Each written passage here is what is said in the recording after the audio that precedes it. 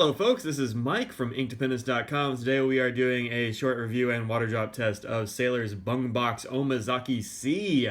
This is an ink that I got, I believe, from my friend Celeste over at the Raleigh Fountain Pen Club. I'm pretty sure that's right. If that's not you, Celeste, then, sorry. She does hook me up with cool inks. She has this one and I didn't. Just to show you what these inks come in, I don't have a bottle of Omaezaki C, although, man, it's good. It comes in a box like this. Inside the box, come on, if I use my fingers. Should use the tripod, I suppose, but whatever. This is the bottle that it comes in. It's a very special little bottle. I think it's very cool. Some of the Bungbox inks were coming in the regular Sailor bottles, which are also kind of cool, but not as cool as these, because I think Sailor was just having a bit of a problem getting a hold of these. They even look neat from below. Look at that. All right. So that's purple. This is Sakatamachi, which will be coming up eventually. I haven't really used that one yet. I'm not a big purple fan, as you probably know. I'll have to get over that. Maybe I'll put it in one of those safaris when Audrey gets one. She likes the new safaris. The new color for this year is going to be a purple. It's like a dark purple with a black clip and a black nib. It looks pretty rad, except that I hate purple. So anyway, this is a very cool blue ink. It is not purple at all, which I am a fan of. It's got some sheen in there. Look at that sheen shine. And you can see a lot more sheen in the stuff that's written with the Delta Unica, which is this pen right here. It's like the one I was giving away at Fountain Pen Day time a little while ago. This is a medium nib, and it's a pretty wet nib, so you get a lot more ink going down. And actually, I always think of my Basics nib as being pretty wet as well, but it's not as wet as the Unica, and I think maybe the Unica had been in the pen for a little bit longer, so it may have had a little bit of evaporation going on, something like that. But you get a little bit of a different color, and you get much better sheen, so that's cool. I list the flow as slightly wet. It's probably, medium to medium wet, something like that. Small amounts of bleed, feather, and spread. Nothing really to write home about, except that this is a writing blog, so I guess we'll write home about it a little bit. You get a little bit of each on there. Shading and sheen, yep, you get a lot of that. It's very similar to the Akkerman number 5, which is that shocking blue that I had before. Excuse the rustling, I'm grabbing the copy paper. So you can see this on the top, this one right here, is Akkerman number 5. That's on the same paper, obviously, as the Omaezaki C. And they're very close together when you put them on this kind of paper. The Omaezaki C is a little bit lighter, but on the back, you can see there is, kind of comparable amounts of bleed through, really. I think it's more noticeable on the Omaezaki C, which is the lower stuff, which is this one right here, just because it's in both. And this top line of this one was written with a broad stub, and both of these are mediums. So if I had that in a broad stub, I think it would probably do a bit more bleeding. But on good paper, this stuff is pretty fantastic. Maybe not as much sheen as you saw in Akkerman number 5. That one has ridiculous amounts of sheen, so much you can't really see the color. And this one you can see the color. So if you like seeing that blue, but you still want some sheen in there, and you put it down heavily, this could be a good ink for you. Of course, if you can get a hold of it. It's not really sold in the States anywhere that I'm aware of.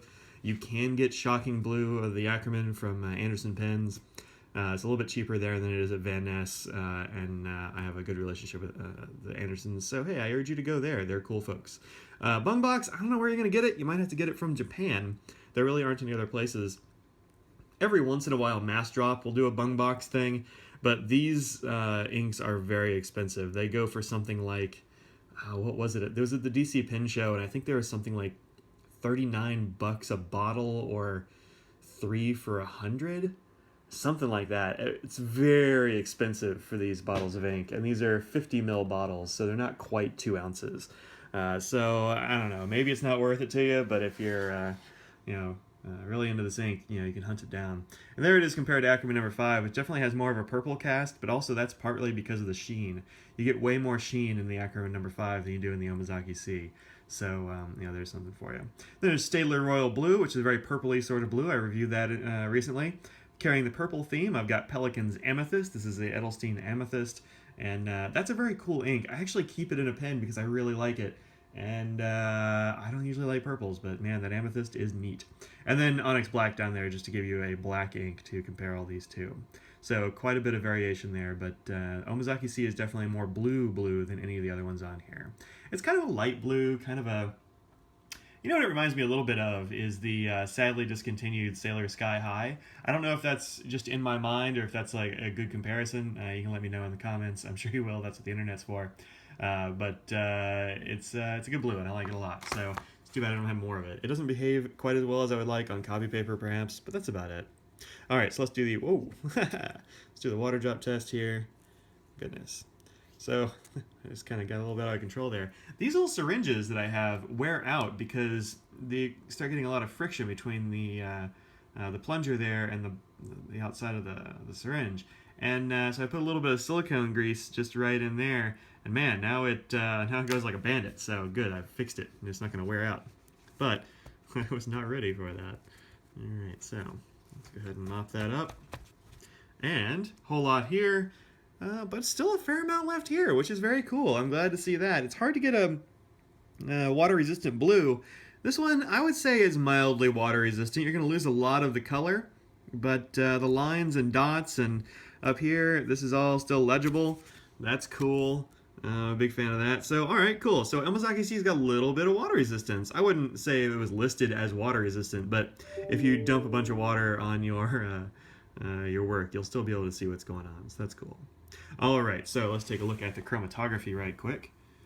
I'm going to do a little bit of side-by-side. You'll be seeing the actual chromatography as it goes here, but this is the Omaezaki C. It's quite a nice-looking ink, but there's not really a whole lot of complexity in the chromatography. I'm totally fine with that. You see a little bit of very dark line up here, but that's really just dark blue, and then sort of fades through cobalt and cerulean and maybe sky blue down at the bottom, but it's really just all kind of the same hue, which is neat. Some of these blues you get are very complicated, but this one is pretty straightforward blue with a bunch of sheen in there. So very cool. Check this out if you ever get a chance to get some Bungbox inks and you're not scared off by the like $40 price tag. And man, if you're getting it from Japan, it probably costs more, even if you do a group buy with their shipping and all that sort of jazz. So anyway, this has been Omaezaki C. It has been in this pen, which is the Delta Unica, and also this pen, which is my Faber-Castell Basic. By the way, I've been having some problems with the Basic. I don't know if I can recommend this anymore as a good starter pen for the price. I already sent it in once for cracking, and I'm starting to get cracks again. A crack there and a crack here-ish. They're on the same line, which makes me think there's something wrong with the construction of these things. And there's no stress because there's no way that can get stressed. There's nothing there. And up here, I mean, I guess it could be stressed, but it's not. I don't screw it in very hard. So anyway, be careful with your Basic. It's a great pen, but it seems to be the section keeps cracking on me. All right, so there you go. That's a little bit of sideline. This is Sailor Bungbox Omaezaki C. I am Mike. This is Ink Dependence. And if you want to find out how you can help support the blog, please go over to www.patreon.com to find out how you can help support the blog. It's a way to get some recurring donations going. And you can do as little or as much as you like as in terms of a donation. I won't dissuade you from dropping thousands a month on my little blog, but I don't expect it. A buck or two is awesome and helps out and makes me feel super valued. So thank you very much, and peace out, y'all.